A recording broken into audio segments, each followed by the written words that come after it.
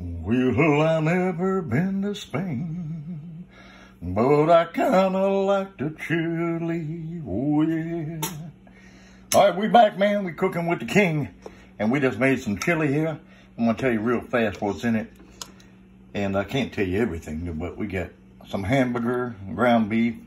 You can put a little pork in it if you like. You can put a little turkey in it. I put beans. I usually like to use the red kidney beans and then a little bit of chili beans. Some onions. Gotta have some green peppers, man. And then I put a little bit of tomatoes in there, a little bit of diced tomatoes, maybe some crushed if you like it. Make a little sauce. That's kind of the secret recipe. And I kind of put a little broth in it. And after it's all done, you got to put your chili powder in it. Oh yeah, we just put some more in it a minute ago. You got to add a little cumin. And there's a little secret ingredient. It's in a little silver can, but I can't tell you all because if I tell you what the secret ingredient is, it won't be a secret anymore.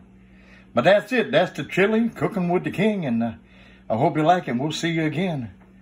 All right, we're going to dish it out tomorrow. And thank you very much.